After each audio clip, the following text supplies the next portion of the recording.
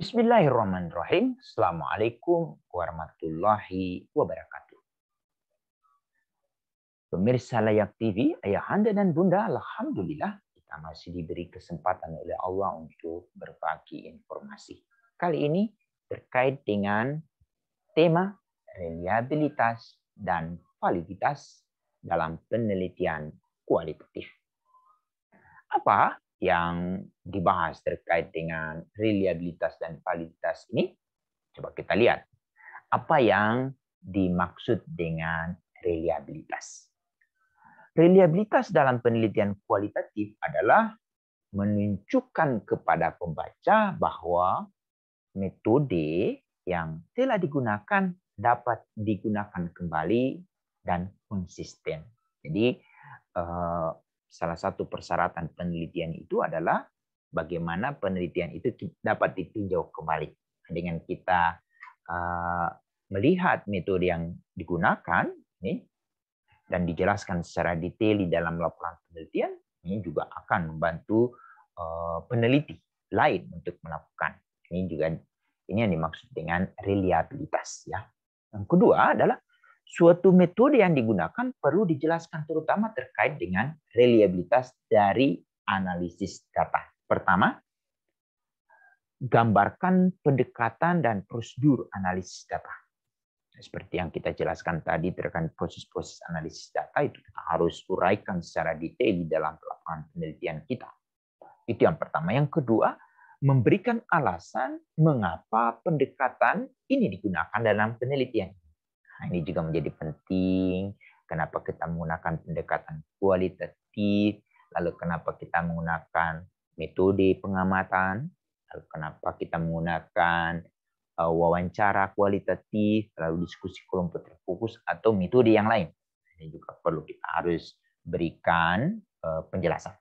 Kemudian yang ketiga, nyatakan secara jelas proses penyusunan tema, lalu konsep, dan teori dari pengauditan data. Wah, menjadi penting juga.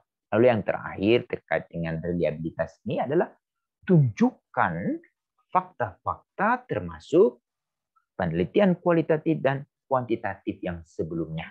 Terutama terkait dengan keunggulan dan kelemahan dari penelitian-penelitian sebelumnya yang kemudian pada saat penelitian ini kita lakukan, kita akan menutupi hal-hal yang menjadi kekurangan dari penelitian sebelumnya. Itu yang kemudian menjadi keunggulan dalam penelitian kita. Tapi juga harus kita sadari bahwa sebagai mahasiswa dan sebagai seorang peneliti kan kita dibatasi waktu, juga berarti ada hal-hal yang kemudian menjadi kekurangan dalam penelitian kita. Ini juga perlu kita harus ungkapkan.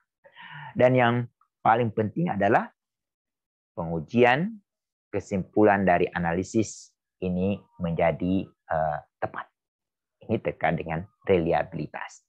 Sedangkan bagaimana dengan validitas sebuah penelitian kualitatif? Yaitu tergantung dari kemampuan menggambarkan semua kebenaran bisa tidak tepat jika peneliti menerima pentingnya keadaan data dan kebenaran. Agaknya, validitas akan dinilai dengan keadaan yang terlihat secara baik dan penggambaran secara tepat data yang dikumpulkan.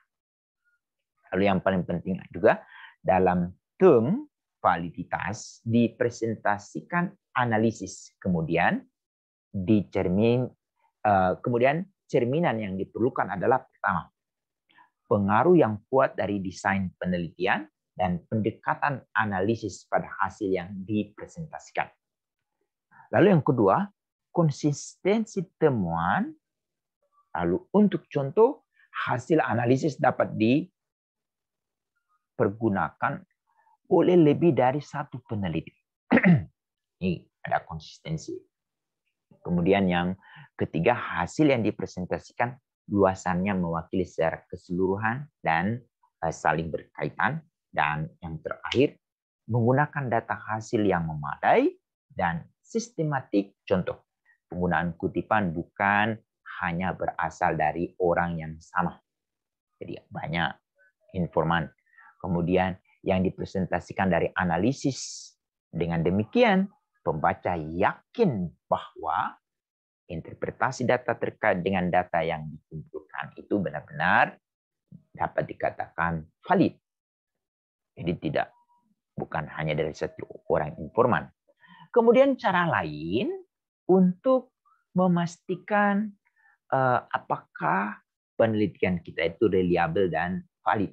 Pertama, triangulasi data. Data akan dikumpulkan melalui sumber majemuk untuk memasukkan data pengamatan, wawancara, diskusi kelompok terfokus atau terarah. Kemudian yang kedua, pemeriksaan anggota. Informan akan berperan sebagai pemeriksa sepanjang proses analisis. Juga perlu kita harus libatkan kembali para informan, kita cross check apakah data yang sudah kita ungkapkan ini sesuai tidak.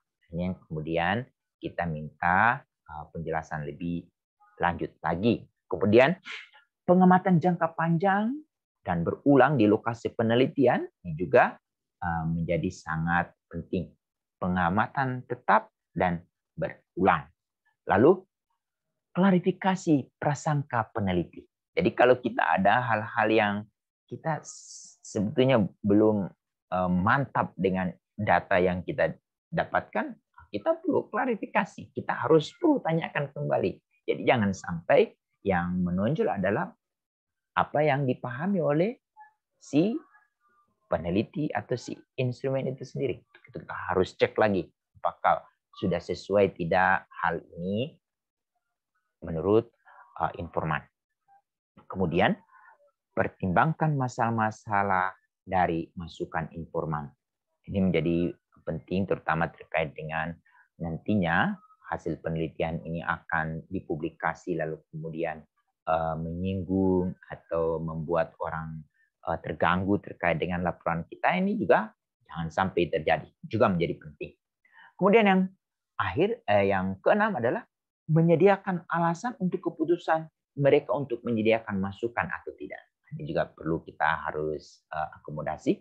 Lalu menjelaskan bagaimana mereka mengetahui tentang masukan atau jenis masukan dan mengapa masukan itu diterima atau masukan itu tidak diterima. Ini semua menjadi sangat penting. Dan terakhir, jelaskan bagaimana masukan dari informan telah digunakan dalam analisis dan interpretasi data.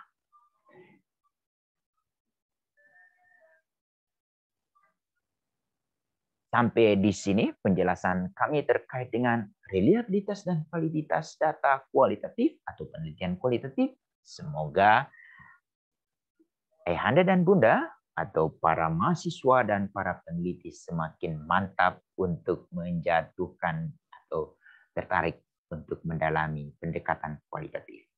Banyak sumber bacaan, banyak sumber informasi yang dapat kita jadikan referensi untuk memperkaya pengetahuan, keterampilan, dan sikap kita untuk menjadikan pendekatan kualitatif sebagai pendekatan yang akan kita gunakan dalam proses-proses pengembangan diri kita menjadi seorang ahli atau menjadi seorang peneliti yang memiliki kemampuan di atas rata-rata.